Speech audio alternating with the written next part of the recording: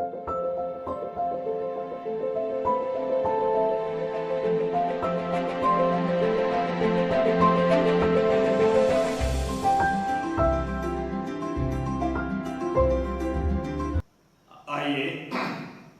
हम परमेश्वर के नाम का धन्यवाद करते हुए आज के इस पवित्र दिन में परमेश्वर की सेवकाई में जाएं।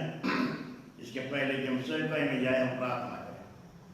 हमारे प्रेमी और अनुग्रहकारी परमेश्वर पिता, हम तेरे नाम का धन्यवाद और स्तुति करते हैं। प्यारे प्रभु यीशु मसीह, थोड़ा सा समय जो तूने हमें दिया है प्यारे प्रभु, आज के पवित्र दिन में हम चाहते हैं तेरी पवित्र उपस्थिति में बैठकर तेरे पवित्र वचनों की आशीष को ले और आत्मिक जीवन में हम तेरे प्रेम और तेरे पहचान में बढ़ते चले जाएं।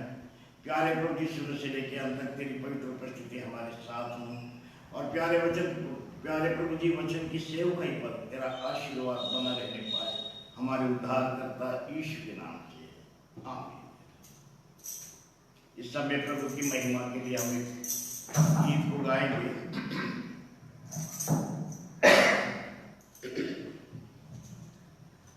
आनंद से भर कर जाएंगे हम सब गाते हुए से उनकी तरफ। आनंद से भर कर जाएंगे हम सब गाते हुए से उनकी तरफ।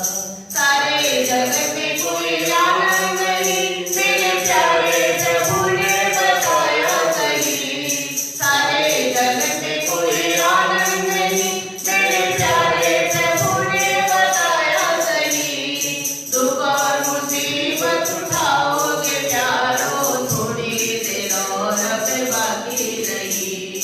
दुख और मुसीबत उठाओगे प्यारो, थोड़ी देर और अब बाकी रही। आनंद से भर कर जाएंगे हम सब गाते हुए सियोन की तरफ। मित्र को छोड़कर भाइयों पाया करो और बंधन जमीन जिक्र तेरा करो। धर्म को छोड़कर भाइयों पाया करो और बंधन जमीन जिक्र तेरा करो। कनान के देश पर नजर उठाओ कि हमें यहाँ ताजा रहना नहीं। कनान के देश पर नजर उठाओ कि हमें यहाँ ताजा रहना नहीं। आनंद से भर कर जाएंगे हम सब गाते हुए सियोन की तरफ। मारा रमेश में आओगे लेकिन यीशु पे पूरा भरोसा करो। मारा रमेश में आओगे लेकिन यीशु पे पूरा भरोसा करो। कोई ले जाएगा कोई बचाएगा, फायदा कभी उसका चलता नहीं। कोई ले जाएगा कोई बचाएगा, फायदा कभी उसका चलता नहीं। आनंद से भर कर जाएंगे हम सब गाते हुए सियोन की तरफ।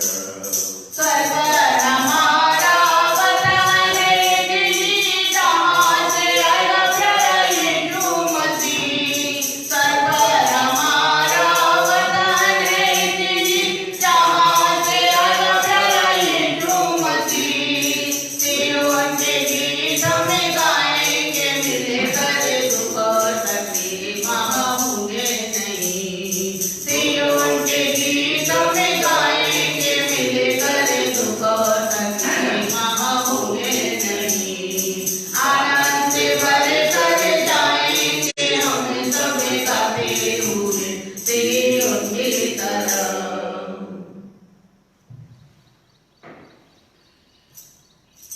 आप सबों को हमारे प्रभु यीशु मसीह की ओर से अनुग्रह और शांति मिलती रहे।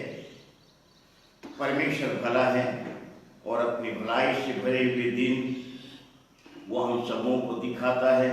इसके लिए हम परमेश्वर के नाम का धन्यवाद, परमेश्वर के नाम से स्तुति करते हैं। परमेश्वर अपनी कृपा, अपनी करुणा अपने लोगों पर बना करके आज तक हम सबों को जीवितों के बीच में रखा और जीवित विश्वास में रखा है। इसके लिए हम परमेश्वर के नाम का धन्यवाद, परमेश्वर के नाम का स्तुति करते हैं।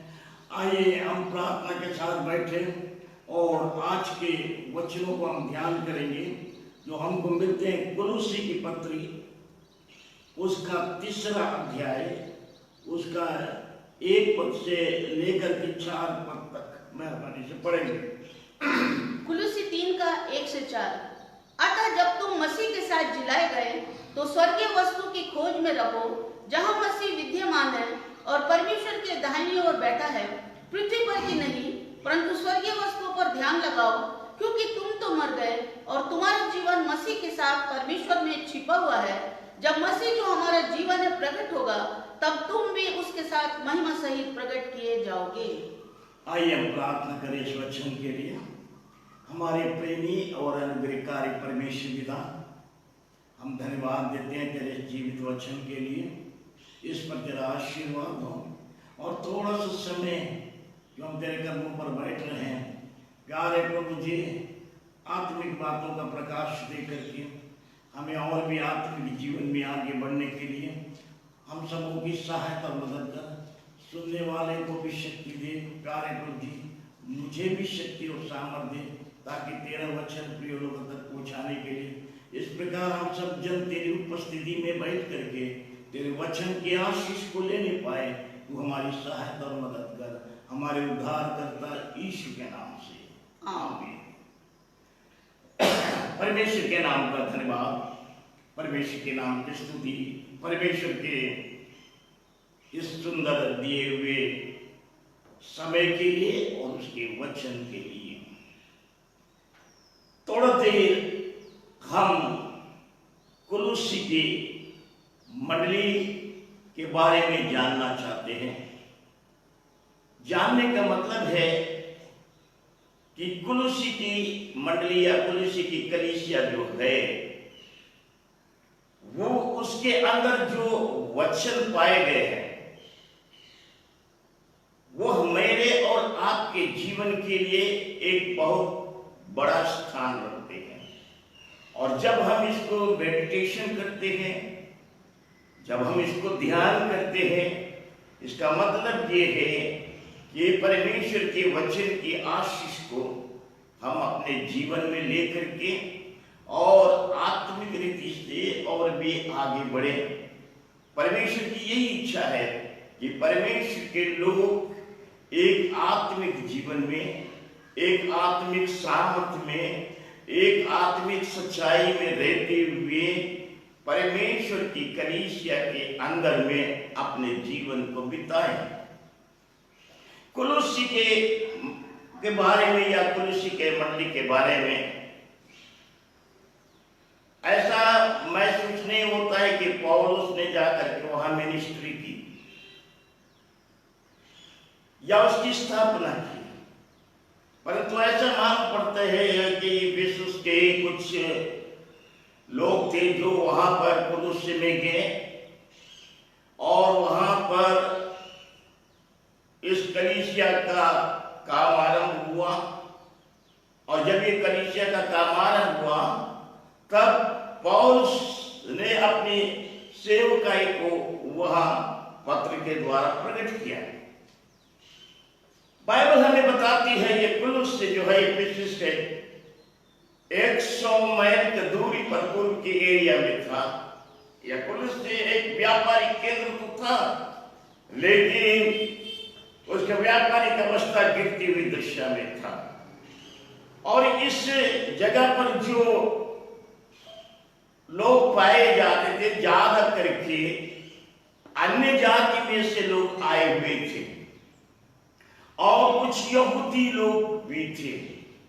और यहाँ के लोगों के विषय में, इस कलीसिया के विषय में बताया गया है कि ये कलीसिया के लोग एक अच्छा तरीके से जीवन को जी रहे थे, अर्थात हमें एक पवित्र भाई बन करके, एक विश्वासी बन करके और आपस में बड़े प्रेम के साथ रहने वाले ये कुलुस्सी के विश्वासी भाई बहन लोग थे।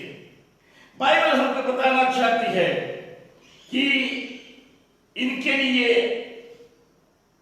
एक ऐसा सुनहरा कुछ उन लोगों ने सीखा, जो कुछ उन लोगों ने मालूम किया, वे परमेश्वर के प्रेम में बढ़ते जा रहे थे। और बाइबल हमें बताना चाहती है कि इस कलीसिया के विषय में कि यह कलीसिया जो है, इसके अंदर में परमेश्वर का अभिप्राय परमेश्वर पूरा करना चाहता है। अभिप्राय पूरा करना चाहता, इसका मतलब क्या था? यह कलीसिया में प्रेम था, भाइयों का प्यार था, या पवित्र लोगों से प्रेम करने वाले लोग थे, और इस प्रकार से एक अच्छी कलीसिया वहां पर थी।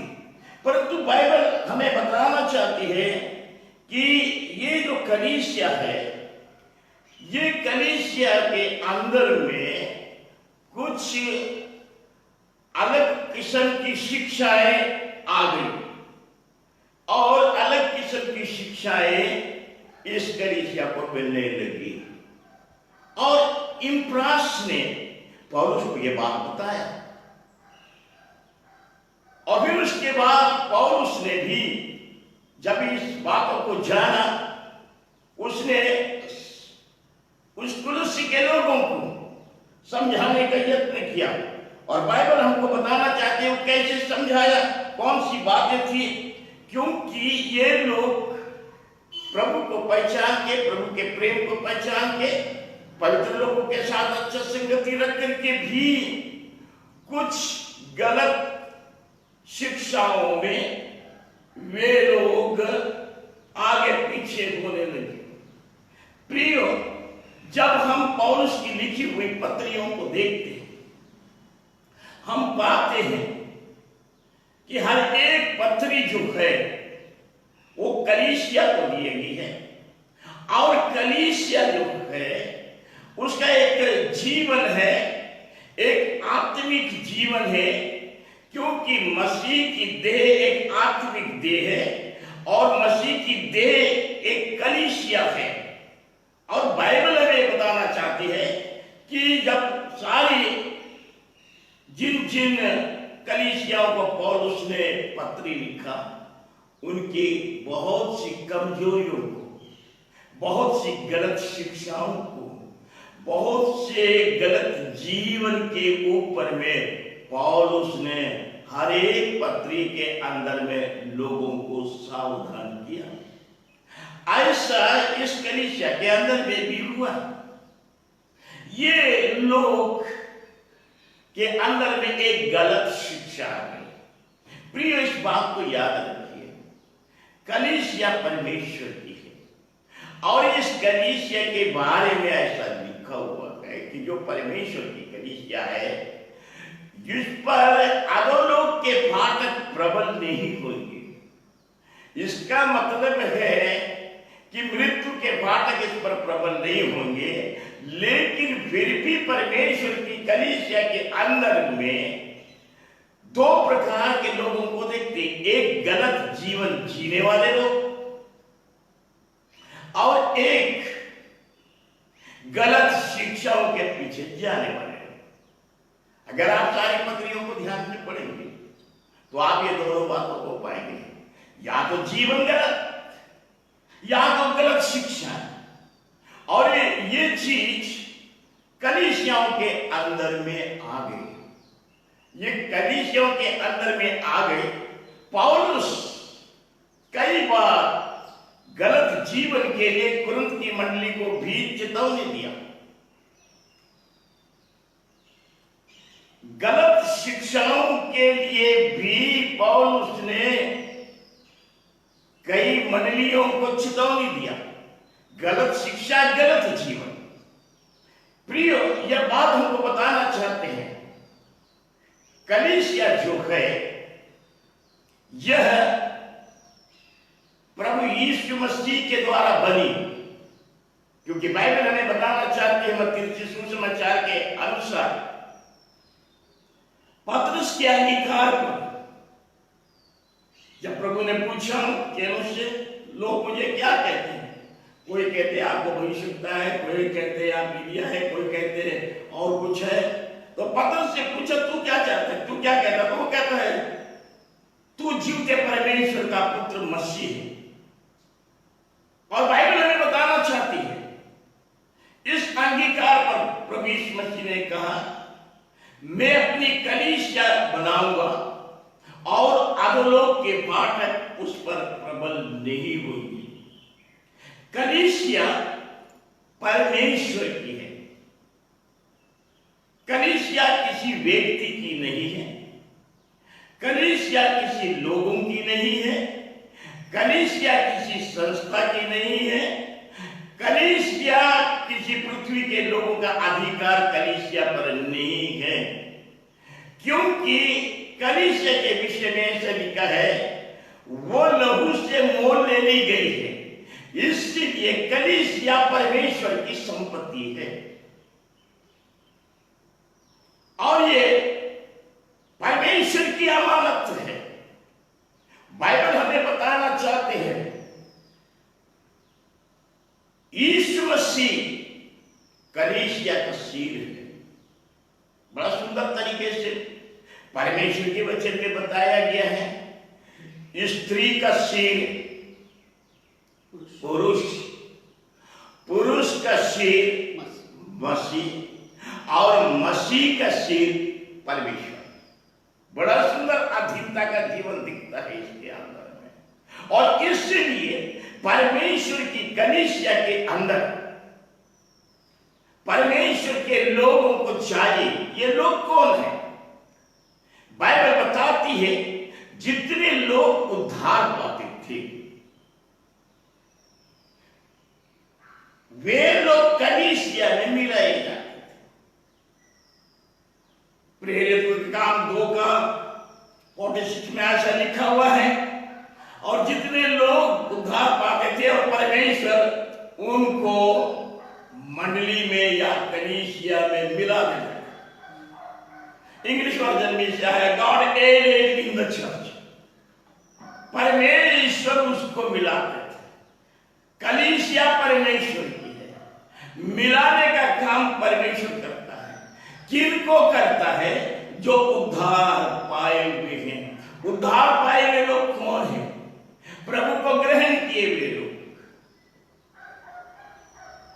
प्रभु को आवाज सुन करके बुलाए हुए लोग, ये बुलाए हुए लोग, चुने हुए लोग, प्रभु को ग्रहण किए हुए लोग, मन फिराए हुए लोग, पापों की क्षमा पाए हुए लोग और बपतिस्मा लिए हुए लोग, प्रभु के साथ मरे हुए लोग, जी उठे लोग, वह प्रभु की देह में मिला लिए गए उद्धार पाए हुए लोग।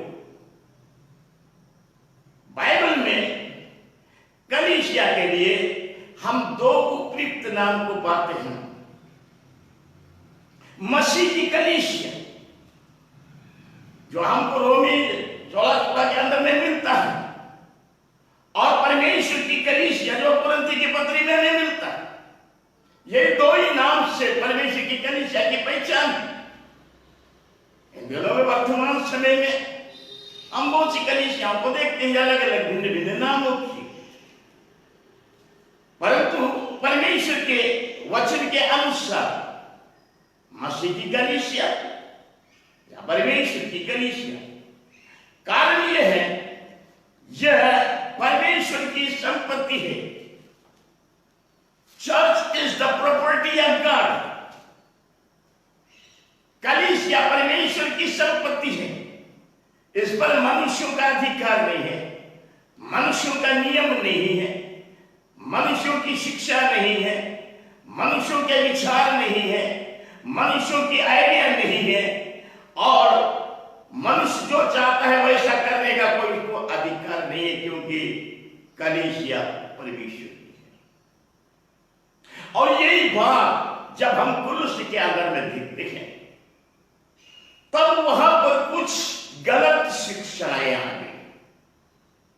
कलीसिया परमेश्वर की है, लेकिन कुछ लोगों ने गलत शिक्षाओं को डाल दिया।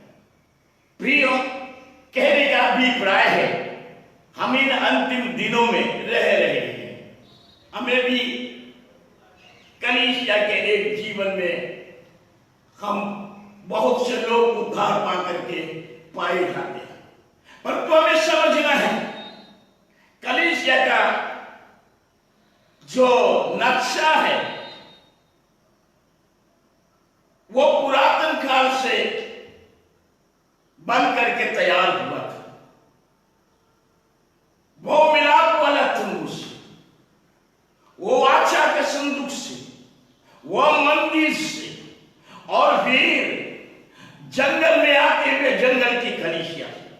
यह शब्द कलीसिया शब्द का मतलब ही है बाहर से बुलाए हुए लोग। ये बुलाए हुए लोग, दे आर कॉलिंग पीपल, बुलाए हुए लोग। 15 दिनों में हम कभी कभी देखते हैं कुछ लोगों को हम जमा कर लेते हैं, कुछ लोगों को बुला लेते हैं, बिठा लेते हैं, और हम सोचते हैं हमारी कलीसिया तैयार हो गई। ऐसा नहीं है प्रियो, ये कलीसिया के अंदर में उद्धार पाए हुए लोग होना चाहिए। ये उद्धार परमेश्वर की पवित्र आत्मा के द्वारा, परमेश्वर का काम है, बिना परमेश्वर की आत्मा के काम के द्वारा कोई व्यक्ति उद्धार नहीं पाता। और जो उद्धार पाता है, परमेश्वर का अधिकार है कि वो उसको उसकी कलीसिया में मिला है। और इस प्रकार से कलीसिया का पूरा शासन परमेश्वर के हाथ में है, और इसलिए हम इसे परमेश्वर की कलीसिया बोलते हैं। ये कुलुस्सी, एफिसस, कुरिन्थ, ये जितना भी है वो स्थानीय कलीसिया थी, स्थानीय कलीसिया थी। ये स्थानीय कलीसिया अलग अलग जगह पर काम कर रही थी, परंतु कलीसिया अलग अलग भागों में बटी हुई नहीं है। मसीह की एक ही देह है, और मसीह की देह एक आत्मिक देह है, और कलीसिया एक आत्मिक देह के अंदर में है, और एक उद्धार पाया हुआ व्यक्ति उस कलीसिया के अंदर में मिलाए जाते हैं, और उसको कलीसिया के अधीन में होकर जो वचन दिया गया है उस वचन के अनुसार उसको जीवन बिताना पड़ता है। प्रिय, बाइबल हमें बताना चाहती है कलीसियाओं के अंदर बहुत सी त्रुटियां, बहुत सी गलतियां, बहुत से गलत जीवन, बहुत सी गलत शिक्षाएं आ गई, और अंतिम दिनों में भी शैतान जिसको नुकसान करना चाहेगा, परमेश्वर की कलीसिया को तो तोड़ नहीं सकता है, क्योंकि अधोलोक के फाटक उस पर प्रबल नहीं होंगे, लेकिन उसमें पाए जाने वाले उद्धार पाए हुए लोगों को कई बार उनके चरित्र, उनके जीवन सही नहीं होने के कारण वो बर्बाद होंगे। गलत शिक्षाओं पर जाने के कारण वे लोग बर्बाद हो जाएंगे। लेकिन कलीसिया नहीं हो, क्योंकि कलीसिया मसीह के देह, उसके अंदर रहने वाले हो। और बाइबल हमें इस कुलुस्सी की मंडली के बारे में जब बता रहा है, कौन सी गलत शिक्षा आ गई थी यहां पर, किस प्रकार की बातें आ गई थी उसको, कुलुस्सी के पत्र उसका 2 अध्याय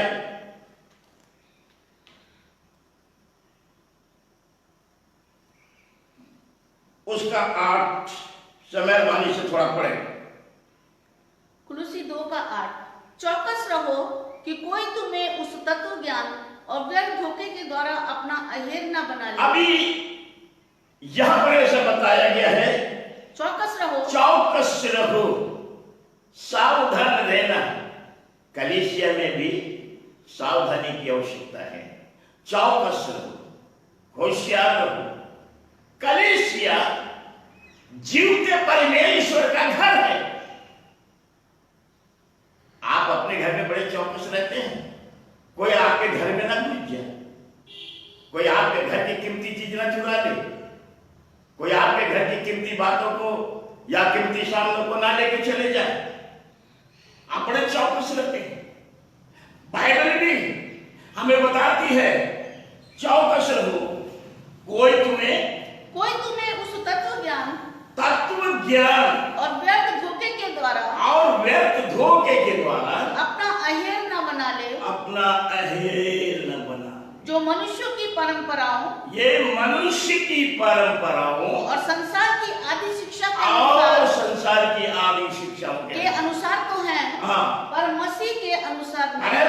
मसीह के अनुसार नहीं, क्योंकि मंडली मसीह की है। लेकिन कुछ बाहरी चीजें आ जाती है। क्या ये सच्चाई नहीं है? इन दिनों में बहुत कुछ परमेश्वर की कलीसिया के अंदर में भी बाहरी बातों को घुसा दिया। जो बातें आत्मिक नहीं है, जो बातें स्वर्गीय नहीं है, जो बातें महिमा की नहीं है, जो बातें परमेश्वर के वचन के अनुसार नहीं है, ऐसी सारी बातों को लेकर के लोग उसको कलीसिया में मिला दिया। पौलुस बोलता है इस कलीसिया को चौकस रहना, और ये चौकस रहने के बाद हम इन अंतिम दिनों में रह रहे हैं। मंडली के प्रति बड़ी दायित्वता के साथ परमेश्वर के लोगों को जीवन बिताना है और चौकस रहना है कि कोई तत्व ज्ञान से, मनुष्य और संसार की शिक्षाओं से हमें गड़बड़ी में न डाल दे। उन दिनों में ऐसा हुआ,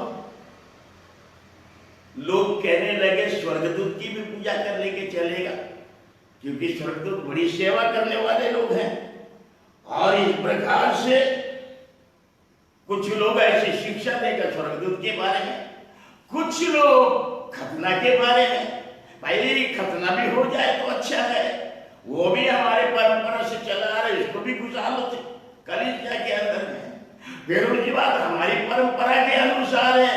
बहुत सी बातें हैं जिन बातों के बारे में 16 पद में लिखा पढ़िए, 2 का 16 17 दोनों पढ़ लीजिए। कुलुस्सी 2 का 16-17। इसलिए खाने पीने या पर्व या नए चांद या सब्त के विषय में कोई तुम्हारा फैसला ना करे। ये कोई तुम्हारा फैसला नहीं करे, लेकिन इन दिनों में फैसला कर लेते लोग, अपना नियम, अपना विधि। क्यों? क्योंकि हम लोग जो है वह इस प्रकार से जीवन बिताते हैं, हम अपनी सोच में छोड़ते हैं। कभी कभी बोलने में आता है हमारी मंडली,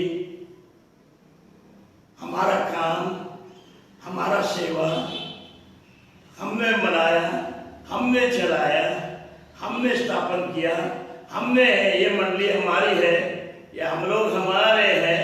ये शब्द हमारा हमारा हमारा हमारा हमारा बोलते हैं। जब हमारा हमारा बोलेंगे तो आप हमारी शिक्षा को भी, अपनी शिक्षा को भी उसमें डाल देंगे। लेकिन प्रियो, बाइबल हमको बताना चाहती है, मंडली के बारे में अगर हम जाने, उसकी सच्चाई को जाने, मंडली जब पवित्र आत्मा उतरा, कलीसिया का या मंडली का जन्म हुआ।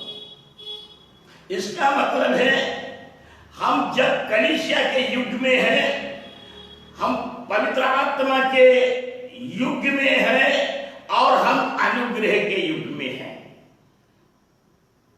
हम पवित्र आत्मा के युग में हैं, हम कलीसिया के युग में हैं, हम अनुग्रह के युग में हैं।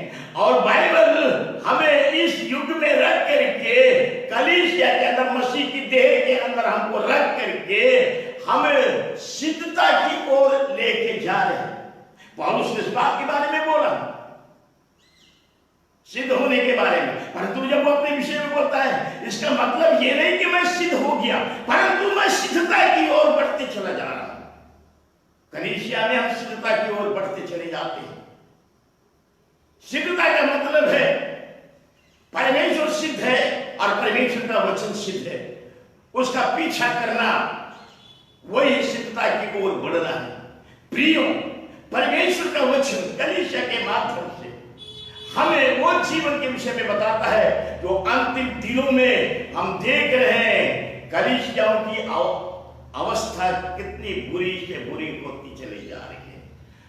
सब मन माने, अपनी इच्छाओं, अपने अभिप्राय, अपनी योजना, अपना प्लान, अपना हिसाब किताब, जो कुछ है सब अपने हिसाब से लोग करने लगे हैं। और उसके बाद कुछ गलत शिक्षाएं भी उसके अंदर में आती।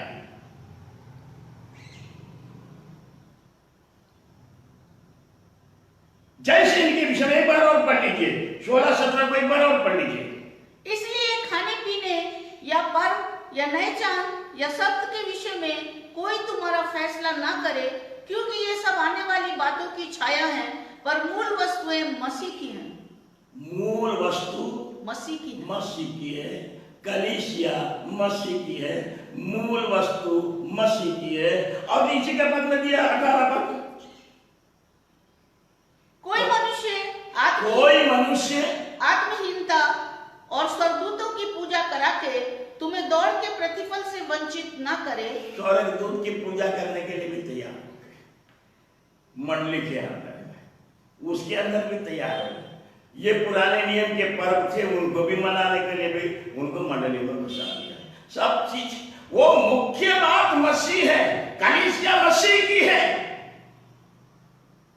और इस मसीह ने कहा मैं अपनी कलीसिया बना दूं, उसकी है, संपत्ति परमेश्वर की है। लेकिन कानून हम अपना चलाने का चाहते हैं। अगर ऐसा है तो गंभीर अवस्था में है। आप परमेश्वर की कलीसिया को नहीं चला सकते। परमेश्वर की संपत्ति है, वो परमेश्वर का है। परमेश्वर ने ही इस कलीसिया को अंतिम दिनों में रखा। ये मसीह की देह है। Church is the body of Christ. यह मसीह की देह है। उद्धार पाए हुए लोग हैं। उद्धार पाए हुए लोग पाप रहित जीवन से अलग होकर के परमेश्वर के वचन के अनुसार जीवन को बिताना चाहिए। जैसे हम लोगों ने अभी पढ़ा तीसरा अध्याय का पहला पद से, तीसरा अध्याय का पहला पद से पढ़िए। अतः जब तुम मसीह के साथ जिलाए, मसीह के साथ आप जिलाए गए, तो स्वर्गीय वस्तु की खोज में रहो। आपको स्वर्गीय बातों के बारे में, स्वर्गीय जीवन के बारे में, आत्मिक जीवन के बारे में, ईश्वरीय जीवन के बारे में, महिमा के जीवन के बारे में आपको ध्यान लगाते रहना है। आगे, जहां मसीह विद्यमान है और परमेश्वर के दाहिनी ओर बैठा है, पृथ्वी पर की नहीं परंतु स्वर्गीय वस्तु पर ध्यान लगाओ। पृथ्वी पर की नहीं परंतु स्वर्गीय वस्तु। तो पृथ्वी पर की चीजों को आप कलीसिया में नहीं घुसा सकते, मंडलियों में नहीं घुसा सकते। यह कुलस्य के मंडली को बताया जा रहा है। लेकिन हम इन मंडलियों में ऐसे ही घुसा क्या कर देते हैं। कई लोग अपनी एक्टिविटीज के लिए, कई बार लोगों को अपनी ओर आकर्षण करने के लिए, कई बार लोगों को जमा करने के लिए, कई बार लोगों को बांधने के लिए, कई बार लोग उनसे जुड़े रहे, इसलिए नाना प्रकार की चीजों को वो लेकर के आ जाते हैं। अरे उन्हें बताना चाहिए कलीसिया परमेश्वर की है। आप जिलाए गए हैं, मसीह में आप जिलाए गए हैं। आप जब जिलाए गए हैं और उसके बाद आप मसीह की कलीसिया में मिलाए भी गए, आपका जीवन के विषय में निगाह पड़ी आगे। पृथ्वी पर की नहीं परंतु स्वर्गीय वस्तु पर ध्यान लगाओ। पृथ्वी पर की नहीं परंतु स्वर्गीय स्वर्ग की वस्तुओं पर ध्यान करो। क्योंकि तुम तो मर गए। तुम मर गए और तुम्हारे 2 मिनट, तुम मर गए, पाप के लिए मर गए, सांसारिक जीवन के लिए मर गए, सांसारिक शिक्षाओं के लिए मर गए, सारे सांसारिक बातों के लिए आप मर गए। तुम तो मर गए और तुम्हारा जीवन जब तुम जिलाए गए तो तुमको जीवन मिला। तुम्हारा जीवन मसीह के साथ, यीशु मसीह के साथ, परमेश्वर में छिपा, यीशु मसीह के साथ, परमेश्वर, यीशु मसीह के साथ, यीशु मसीह के साथ परमेश्वर में छिपा हुआ है। मंडली मसीह की है, मंडली परमेश्वर की है, उसमें आप छुपे हुए हैं, क्योंकि आप उद्धार पाने के बाद उसकी मंडली में मिलाए गए। परमेश्वर के नाम का धन्यवाद, परमेश्वर के नाम की स्तुति हो।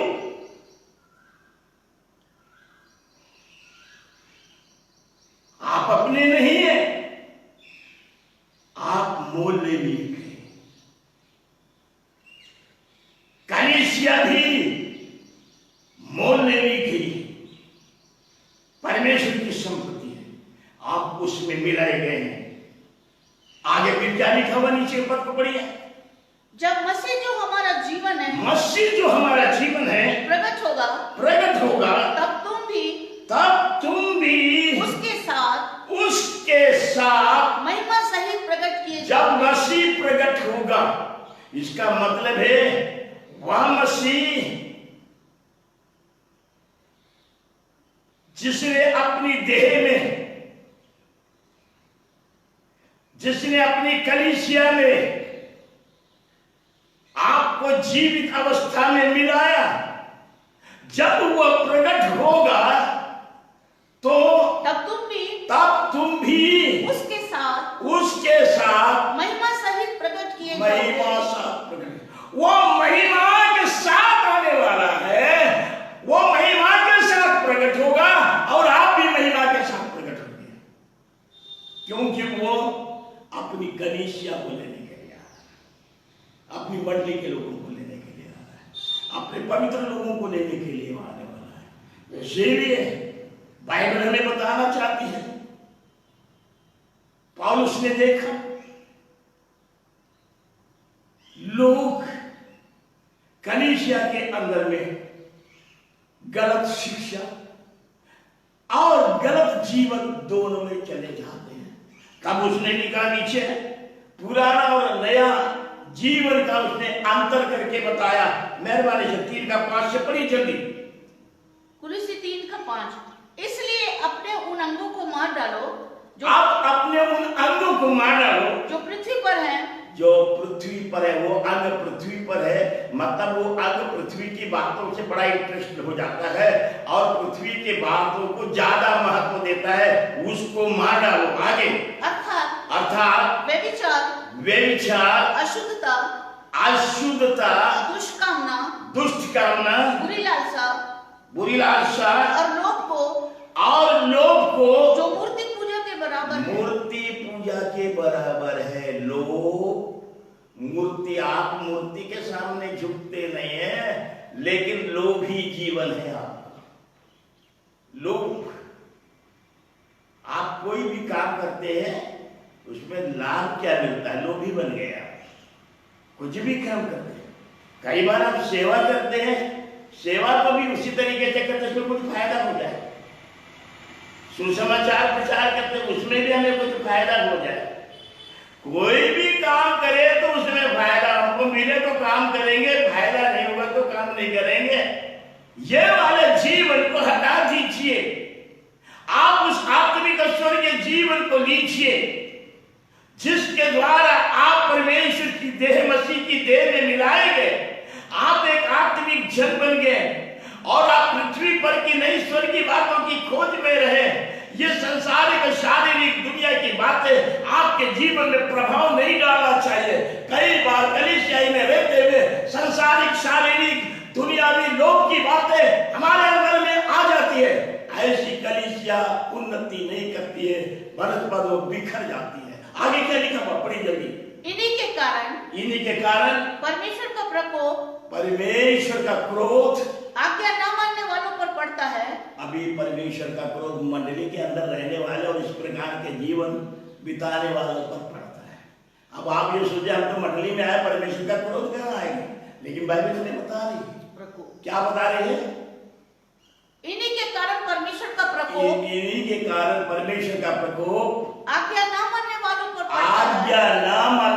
पर पड़ता है। आगे और तुम भी जब इन बुराइयों में जीवन बिताते थे, पहले का जिंदगी जब बिताते थे, उद्धार नहीं पाए थे, तो इन्हीं के अनुसार चलते थे। इन्हीं के अनुसार चलते थे। इसको लेके मंडली के अंदर नहीं आना, कलीसिया के अंदर पुराने जीवन को लेके नहीं आना। आगे बढ़िए जल्दी। पर अब तुमने इन सब को अर्थात क्रोध, रोष, बैरभाव, निंदा और मुंह से गालियां बकना,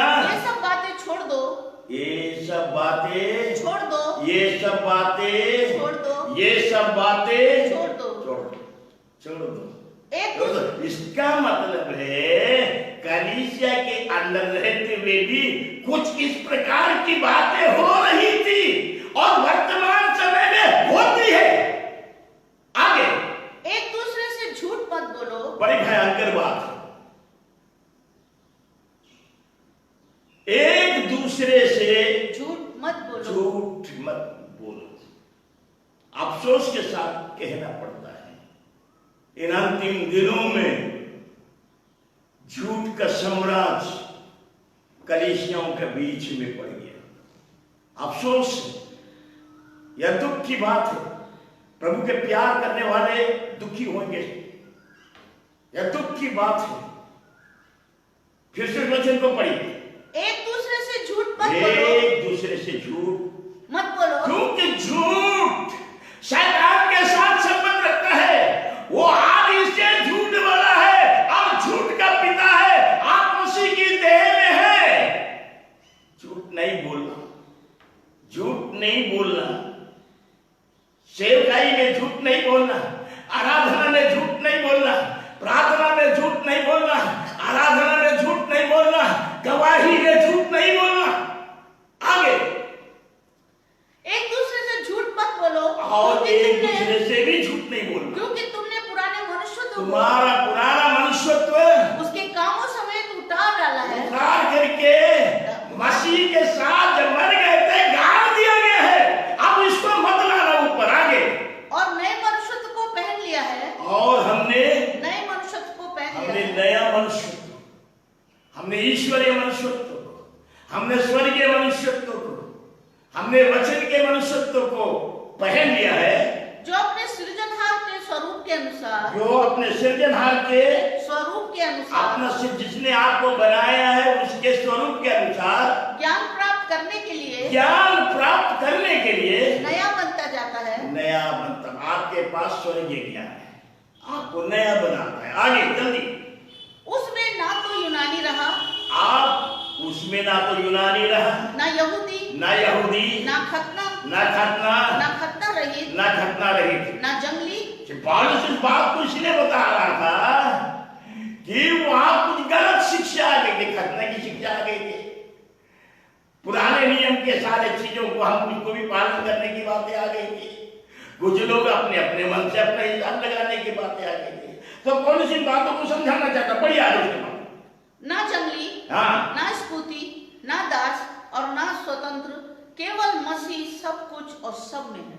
मसीह सब कुछ और सब में है। सब में है उन विश्वासियों में जो मसीह के साथ जिलाए गए और परमेश्वर में छुपे हुए। Praise the Lord. परमेश्वर के नाम का धन्यवाद। परमेश्वर के नाम। हालेलुया। प्रियो, प्रभु अनुग्रह करे, प्रभु शक्ति दे, प्रभु सामर्थ दे, प्रभु अपनी कृपा अपनी करुणा आपको कलीसिया का दर्शन दे। क्योंकि हम सुसमाचार प्रचार करते हैं, बहुतों को सुसमाचार सुनाते हैं, लेकिन कई बार सुसमाचार सुना करके उसको छोड़ देते हैं। वो ऐसे ही है, बच्चा पैदा किया, या तो प्लेटफार्म पर छोड़ दिया, रोड में छोड़ दिया या बाजार में छोड़ दिया। वो बच्चा इधर उधर घूम करके सब गलत रहा। लेकिन जब वचन के द्वारा एक व्यक्ति नया जन्म पाता है, सुसमाचार सुनने के बाद उसको चाहिए परमेश्वर की कलीसिया। उस परमेश्वर की कलीसिया के विषय में हम नहीं बताते, सुसमाचार सुना के छोड़ देते। लेकिन उसको बताना है आपका एक घर है। जब आप मसीह में पैदा हो गए, परमेश्वर में आप जब जन्म ले लिया, आपका एक घर है। वो घर परमेश्वर की कलीसिया है। वह आपकी देखभाल होगी, वह आपका लालन पालन होगा, वह आप प्रभु में बढ़ेंगे, प्रभु में रहेंगे, प्रभु में जीवन बिताएंगे, प्रभु की सेवा करेंगे, प्रभु की आराधना करेंगे, प्रभु के लिए काम करेंगे, जिएंगे प्रभु के लिए, मरेंगे प्रभु के लिए, कलीसिया के अंदर। परंतु हमने कलीसिया को एक संस्था बना दी, कलीसिया को एक सोसाइटी बना दिया, कलीसिया को एक ग्रुप बना दिया, कलीसिया को एक झुंड बना दिया। प्रियो, ये झुंड नहीं है, कलीसिया सोसाइटी नहीं है। या परमेश्वर की संपत्ति सोसाइटी नहीं हो सकती है। इस कलीसिया के नाम स्वर्ग में रजिस्टर्ड है, दुनिया में रजिस्टर्ड नहीं होते, लेकिन लोग कर लेते हैं रजिस्टर, क्योंकि लोग क्या नहीं कराता, सब कुछ कराता है। प्रियो, परमेश्वर अनुग्रह करे, परमेश्वर शक्ति दे, परमेश्वर सामर्थ्य दे, परमेश्वर की एक सच्ची कलीसिया के लिए आप पत्री वचनों को पढ़िए। आप कुरिन्थ की पत्री से लेकर के यूहन्ना की पत्री तक पढ़िए, आपको मालूम होगा कलीसिया का जीवन कितना परमेश्वर के नजदीक, परमेश्वर की उपस्थिति में और एक आत्मिक जीवन होकर के आत्मा के साथ जीवन बिताने वाला है। क्योंकि जब कलीसिया का निर्माण पवित्र आत्मा के द्वारा हुआ, यही पवित्र आत्मा के सामर्थ्य से परमेश्वर का वचन हमें बताता है कलीसिया किसी मनुष्य के द्वारा नहीं चलाई जाती है। तो कैसे चलाई जाती? प्रेरितों के कर्म उसका 9 अध्याय इसका 21 पद को पढ़िए।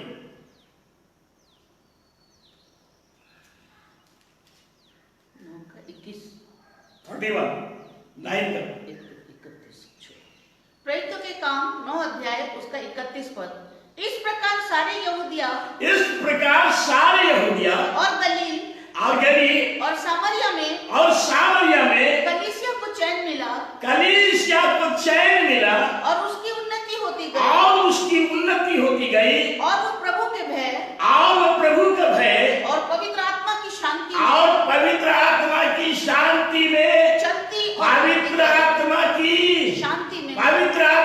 शांति में चलती और बढ़ती गई। उन्नति करती गई। पवित्र आत्मा की शांति में क्या लिखा है? पवित्र आत्मा की शांति में और उसकी उन्नति होती गई, चलती गई और वो बढ़ती गई। पवित्र आत्मा काम करते हैं, मंडली क्या कर रहे हैं? लोग काम नहीं करते, पवित्र आत्मा काम करते हैं। पवित्र आत्मा पाए हुए लोग पवित्र आत्मा की अगुवाई में कलीसिया को ले चलते हैं, और इसलिए पवित्र आत्मा का काम कलीसिया के नाम। और इसलिए मैंने बताया यह अंतिम दिनों में जब हम कलीसिया के युग में हैं, हम पवित्र आत्मा के युग में हैं और अनुग्रह के युग में हैं। क्योंकि हम कुछ गलती करते हैं तो भी अनुग्रह के युग में कलीसिया में रहते हुए भी परमेश्वर हमको एक मौका देता है। हम वैसा जीवन ना जिए, हम वचन के अनुसार चले, वो अनुग्रह बना हुआ है। प्रियो, परमेश्वर अनुग्रह करे, परमेश्वर शक्ति दे, परमेश्वर सामर्थ्य दे। आपकी आराधना, आपकी उपासना, आपकी प्रार्थना, आपका जीवन क्या परमेश्वर के वचन के अनुसार आराधना कर रहा है? क्या परमेश्वर के वचन के अनुसार आप कलीसिया में पाए जाते हैं? विचार करना। यह बाहरी बातें नहीं है, यह आपके जीवन की बातें हैं। जब आपके शरीर में तकलीफ होती है, कोई बीमारी होती है, तो आप ऐसे डॉक्टर को देखते हैं जो कोई उसका स्पेशलिस्ट है। अगर आंख कान की होती तो आंख कान के स्पेशलिस्ट के पास जाते हैं। अगर कोई ब्रेन का है तो ब्रेन के स्पेशलिस्ट के पास में जाते हैं। अगर हड्डी का है तो हड्डी के स्पेशलिस्ट के पास जाते हैं, उसके पास जाते हैं कि उससे हम इलाज करा लें। परमेश्वर के वचन में हम परमेश्वर के लोग परमेश्वर के वचन के अंदर रह करके आत्मिक जीवन बिता सकते हैं। हम मनुष्य की परंपराई शिक्षाओं पर नहीं, लोगों के ज्ञान पर नहीं, रीति रिवाजों पर नहीं, संसारिक बातों पर नहीं, परंतु परमेश्वर की पवित्र आत्मा की सामर्थ्य से वो कलीसिया के अंदर में बढ़ना और उन्नति करना होता है। प्रियो, प्रभु अनुग्रह करे। जब हमारा प्रभु यीशु मसीह दूसरी बार बादलों पर आएंगे, लिखा हुआ बड़ी महिमा के साथ, और हम महिमा में जो मरे हुए थे हम जिलाए गए हैं, हम उस महिमा के साथ उसकी कलीसिया उठाई जाए, और इस प्रकार हम प्रभु से मिलने वाले हैं। कलीसिया को लेने के लिए आने वाला है। प्रभु अपनी कलीसिया को लेने के लिए आने वाला है।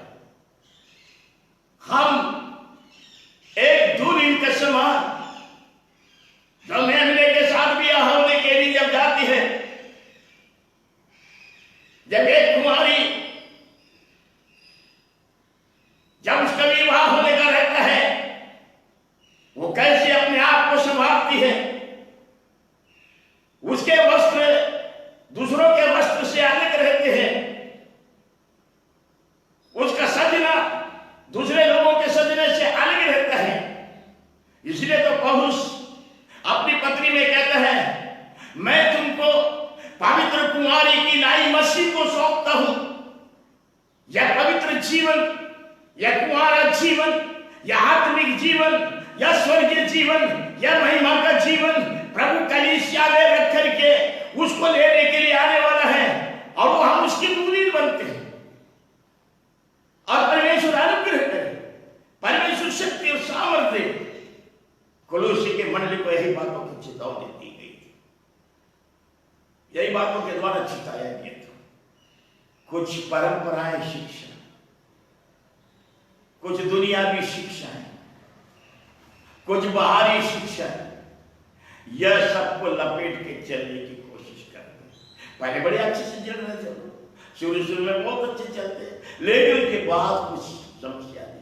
अगर हम सारी पत्रियों को देखें, जहां जहां आत्मिक जीवन की गलतियां पाई जाती है, पौलुस ने उनको ठीक करके आगे बढ़ाना चाहा। गलाती की पत्री को देखेंगे, आत्मा के रीति से शुरू किया था, शरीर के रीति से अंत कर रहा है, बुरी बुरी दशा पौलुस ने उनको भी सिखाया। तो कलीसिया के अंदर परमेश्वर चाहता है हम एक सिद्ध कलीसिया में रहे, जिसको लेने के लिए प्रभु यीशु मसीह आने वाला है। प्रियो, कलीसिया का दर्शन प्रभु आपको दे इन दिनों में। एक सही कलीसिया के विषय में जब जानेंगे, जिसमें पवित्र आत्मा जुम्बिश करती है, आत्मा के सामर्थ्य से आप आराधना करते हैं, आत्मा के सामर्थ्य से आप प्रार्थना करते हैं, आत्मा के सामर्थ्य से आप आत्मा के सामर्थ्य से आप वचन पर चलते हैं, आत्मा के सामर्थ्य से जीवन बिताते हैं, और आत्मा से परिपूर्ण होते हैं, और सदा आत्मा से परिपूर्ण होकर के परमेश्वर के साथ अपनी संगति बनाए रखते हैं। क्योंकि परमेश्वर ने हमें स्वतंत्र होने के लिए बुलाया है। यह बाहरी चीजें, यह सांसारिक चीजें, यह शारीरिक चीजें, यह दुनियावी चीजें अलग होकर के उसकी कलीसिया में हम एक पवित्रता का जीवन को बिताए। दुल्हन एक पवित्र होकर के तैयारी करती है अपने दूल्हा से मिलने के लिए। पौलुस कहता है, मैं तुमको पवित्र कुमारी की नाई मसीह को सौंपता हूं। प्रियो, परमेश्वर अनुग्रह करे, कलीसिया में एक पवित्रता का जीवन दे। बाहरी बातें, सांसारिक बातें, शारीरिक बातें कलीसियाओं से दूर रहे, और ऐसे ही आशीष परमेश्वर आपके जीवन में दे, और ऐसे ही कलीसिया के साथ आप सहभागिता रखिए। कलीसिया एक कलीसिया को हम क्षेत्रीय कलीसियाएं बोल सकते हैं, प्रांतीय कलीसियाएं बोलते हैं, हमारे प्रांत के देश के हमारी कलीसियाएं बोल सकते हैं। लेकिन हम एक ही कलीसिया है, जो एफिसी के पत्री का 4:4 में लिखा हुआ है, एक ही कलीसिया, वो कलीसिया है जिसका पत्रस, पौलुस, यूहन्ना, याकूब जिसके मेंबर थे, उसके मेंबर आप बनिए। हम लोग तो संसार में एक लोकल कलीसिया बोलते हैं, इसके मेंबर, इसके मेंबर, इसके मेंबर। मेंबर आप किसके हैं? वास्तव में परमेश्वर की एक ही कलीसिया है, आप उसके मेंबर बनिए। हम अलग अलग होते हैं, कभी कभी बोलते हैं इंटरनेशनल कलीसिया, कभी कभी बोलते हैं प्रांतीय कलीसिया। हमने अपनी बुद्धि से तो बांध दिया है, लेकिन परमेश्वर की जीवित परमेश्वर की एक ही कलीसिया है। वो एक ही कलीसिया, आप संसार के किसी कोने में हो, जब आप अपने आप को परमेश्वर के वचन पर ढाल देते हैं, पत्रियों में ढाल देते हैं, उद्धार पाने के बाद जब आप कलीसिया में मिलाए जाते हैं, प्रेरितों की शिक्षा को पाते हैं, और कलीसिया के अंदर में प्रेरितों के दिए हुए वचनों को पालन करते हैं, उसमें ढल जाते हैं, आप एक ही कलीसिया के भागीदार बन जाते हैं। और परमेश्वर आपको ऐसे ही अनुग्रह करे, ऐसे ही शक्ति दे, ऐसे ही सामर्थ्य दे, और परमेश्वर आपको अंतिम दिनों में ऐसी कलीसिया का दर्शन दे करके परमेश्वर की साथ जीवन बिताने के लिए प्रभु सहायता करे। परमेश्वर अपने वचन पर आशीष दे। आइए हम प्रार्थना करें। हमारे प्रेमी और अनुग्रहकारी परमेश्वर पिता, हम धन्यवाद करते हैं। कलीसिया का एक अद्भुत जीवन है, प्यारा जीवन है, स्वर्गीय जीवन है, महिमा का जीवन है, पवित्र आत्मा का जीवन है, जो बहुत शीघ्र प्यारे प्रभु जी तुझसे मिलने के लिए तैयार होने वाला है।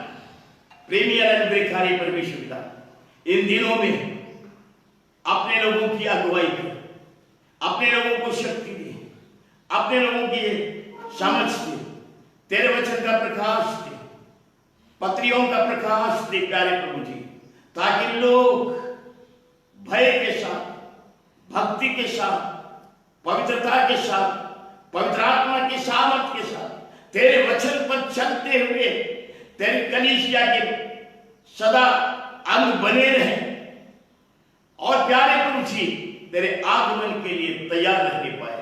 तू सहायता मदद कर। हमारे उद्धार करता प्रभु यीशु मसीह के नाम से मांगते हैं, सुन और ग्रहण कर। आमीन। अब हमारे परमेश्वर पिता का प्रेम, यीशु मसीह का अनुग्रह, पवित्र आत्मा की सहभागिता आपसे लेकर के हमारे प्रभु यीशु मसीह के दोबारा आगमन तक हम सबों के साथ आपसे लेकर सदा सर्वदा तक